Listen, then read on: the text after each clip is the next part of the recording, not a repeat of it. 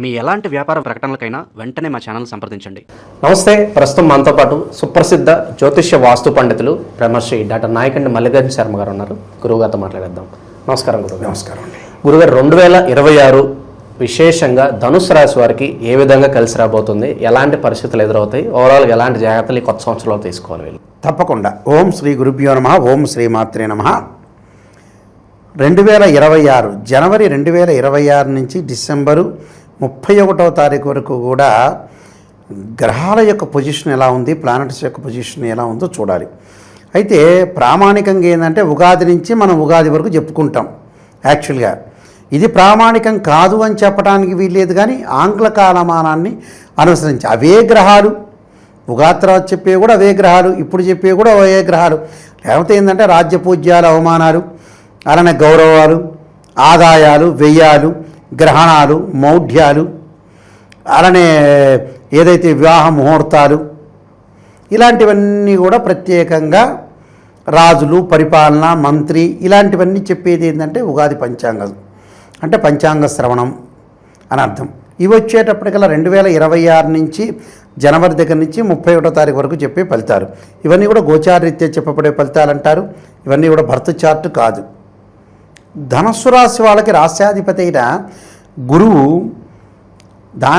రాశ్యాధిపతి గురువు అయ్యాడు. అంటే ధనుసు రాశి వాళ్ళకి క్యారెక్టర్ ఏంటంటే, ఒక పని చేశామంటే ఖచ్చితంగా గ్యారంటీగా ఆ పని సక్సెస్ చెయ్యాలి. అంటే ధనుర్బాణం అంటారు చూసారా, అంటే బాణం ఇలా వేస్తే ఖచ్చితంగా జరగాలి, యుద్ధం చేసి తీరాలి అనేది ఒకటి, వేదాంత ధోరణి ఒకటి, విద్యందు ఆసక్తి, కళల పట్ల సంగీతము, నృత్యము, మనకు పాత రోజుల హార్మోని, తబలా, ఇవన్నీ వాటి మీద సంగీతము, సింగర్గా, కళా నైపుణ్యము వీటిల్లో ఎక్కువగా ఉండటం, ఉపాధ్యాయ వృత్తి, ఉపన్యాసకుల లెక్చరర్స్గా, ప్రొఫెసర్స్గా, అలానే పూజల మీద ఆధ్యాత్మిక జ్ఞానం, ఇలాంటివన్నీ కూడా ఎక్కువగా ఉంటాయి. అంటే 10 మందిలో 6గురికి ఎక్కువగా ఉంటాయి ఇలాంటివన్నీ కూడా. అంటే ఇది గురువు సంబంధించింది. ఏంటంటే కొద్దిగా ధనుసు రాశి వాళ్ళకి ఏంటంటే ఖచ్చితంగా చేయాలి అంటే దిశానిర్దేశం అంటారు చూసారా, రాజకీయ నాయకులు ఎప్పుడు ఈ పదం వాడుతుంటారు, దిశానిర్దేశం అని. అంటే ఏ దిశలో వెళ్ళాలి, ఎటు డైరెక్షన్లో వెళ్ళాలి, ఎటు వెళ్తే లైఫ్ను సక్సెస్ చేస్తామనే నాలెడ్జ్ అనేది వీళ్ళకి ఎక్కువగా ఉంటుంది. ఇది ధనుసు రాశి యొక్క క్యారెక్టర్. అయితే ఈ ధనుసు రాశి వాళ్ళకి 2026లో ఏ విధంగా ఉండబోతుంది? ముందుగా ముఖ్యంగా రాహుకేతుల యొక్క మార్పు. రాహు డిసెంబర్ 6 వరకు కూడా కుంభరాశిలోను, ఆ తర్వాత వచ్చేటప్పటికల్లా మకర రాశిలో సంచారం చేస్తారు. ధనుస్సు రాశి వాళ్ళకి రాహు తృతీయంలో ఉండగా మంచిది. 3, 6, 11 స్థానాల్లో వాళ్ళ రాశి నుంచి చూసుకునే వీక్షకులందరికీ కూడా రాహు కానీ, కేతువు కానీ, శని కానీ, కుజుడు కానీ సుఫలితాలు ఇస్తాడని శాస్త్రవచనం. ఇక్కడ 3వ స్థానంలో ఎప్పుడు ఉంటాడు? ధనస్సు, మకరం, కుంభం ప్రజెంట్ ఉన్నాడు 3వ స్థానం రాహు. అంటే తేలిగ్గా అర్థం కావడానికి చెబుతున్న వాళ్ళకి 3వ స్థానం రాహు ఉంటే ఏంది, విశేషమైన ఫలితాలు జరుగుతాయి. అంటే ధనపరంగా కానీ, ఫైనాన్షియల్ డెవలప్మెంట్ కానీ, ఆర్థిక స్థితిగతులు అనుకూలంగా ఉండటం ఒకటి. దాని తర్వాత వాళ్ళు చేసే ప్రతి ప్రయత్నం కూడా సఫలీకృతం అవుతాయి. మనం ఒక ప్రయత్నం చేయాలనుకుంటాం, ఖచ్చితంగా చెయ్యాలి, కష్టపడాలి. కష్టపడితేనే భగవంతుడి యొక్క ఆశీర్వచనం అనేది ఉంటుంది. చాలామంది అనుకుంటారు, నేను కష్టపడుతున్నానండి ఇంకా భగవంతుడితో పని లేదనుకుంటారు. అలా కాదు. మనం ఎంతైతే నీతి నిజాయితీకి కష్టపడతామో ఆ కష్టానికి రికగ్నైజ్డ్ గుర్తింపు ఇచ్చేవాడు ఎవరంటే గాడ్. ఆ గాడ్ యొక్క అనుగ్రహం కూడా ఉండాలి. కాబట్టి డిసెంబర్ 6 వరకు రాహు బాగున్నాడు కాబట్టి దేశాలకు వెళ్ళటం, బ్రదర్స్ అండ్ సిస్టర్స్ మధ్యలో అనుబంధ బాంధవ్యం బాగా పెరగటం, ప్రధానంగా విదేశాలకు వెళ్ళటంగా కాకుండా విదేశాల్లో కూడా ముఖ్యంగా ప్రధానంగా వాళ్ళు అక్కడ స్థిరపడిపోయే అవకాశాలు ఎక్కువ ఉంటాయి. అక్కడ వ్యాపారరీత్యా కానీ, మన బిజినెస్ అనుకోవచ్చు, లేకపోతే ఉద్యోగం అనుకోవచ్చు, రకరకాల రెస్టారెంట్ పెట్టుకోవటం, ఇలాంటి హోటల్స్ పెట్టుకోవటం, వీటిల్లో వాళ్ళకి అనుకూలంగా ఉండే అవకాశం ఉంటుంది. అంటే వీటి పెడతారని అర్థం. పెట్టడం వల్ల వాళ్ళకి ఫైనాన్షియల్ పరంగా బాగా కలిసి వచ్చే అవకాశాలు ఖచ్చితంగా ఉంటాయి.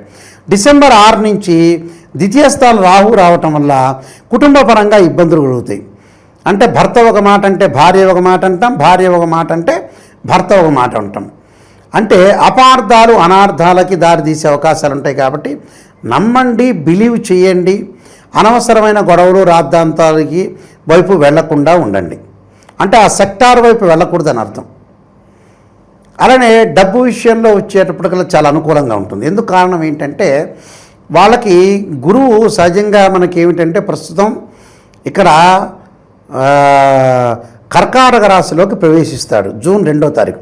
ప్రజెంట్ మిథున రాశిలో ఉన్నాడు.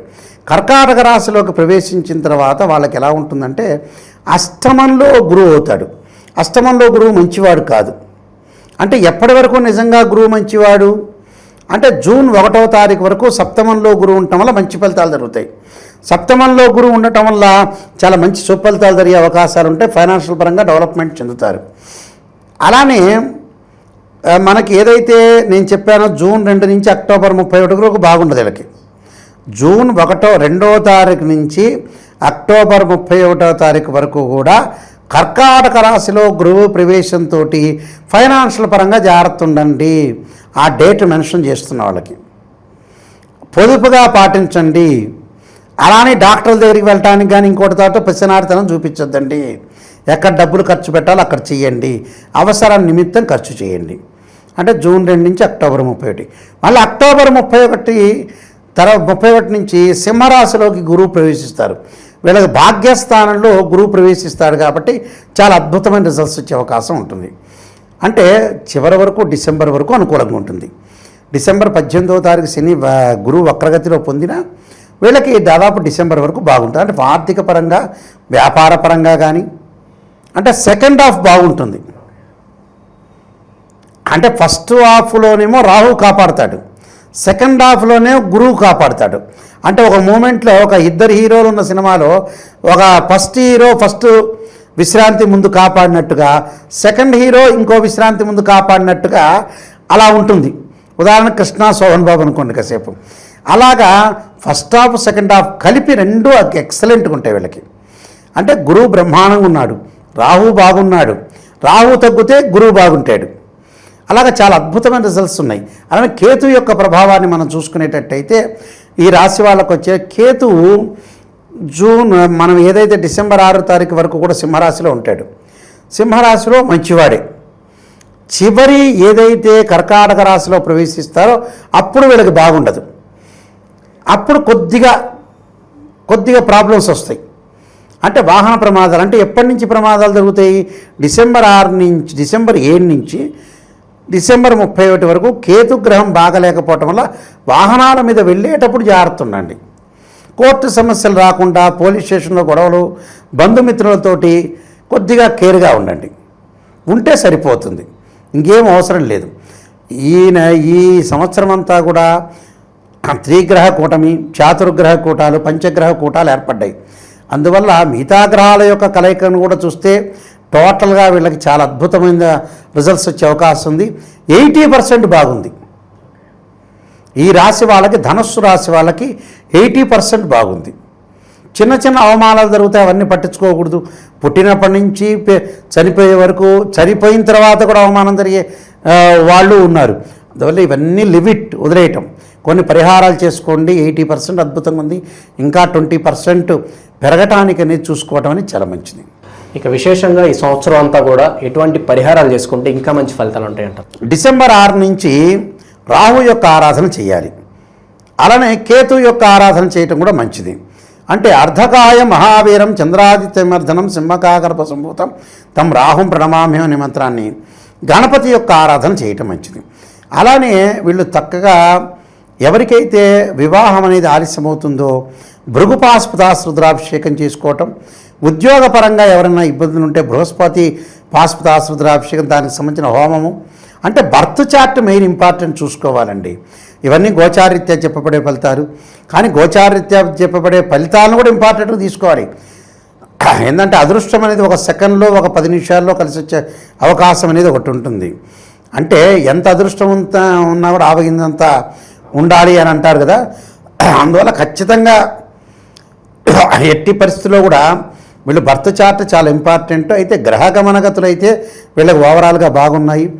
దానికి శుక్ర జపం చేయించడం ఒకటి, సూర్యుడి యొక్క ఆరాధన చేయటం వల్ల కూడా మంచి జరిగే అవకాశం ఖచ్చితంగా ఉంటుంది. 80% వీళ్ళకి బాగుంది. చాలా బాగా వివరించారు. ధన్యవాదాలు గురు. నమస్కారం.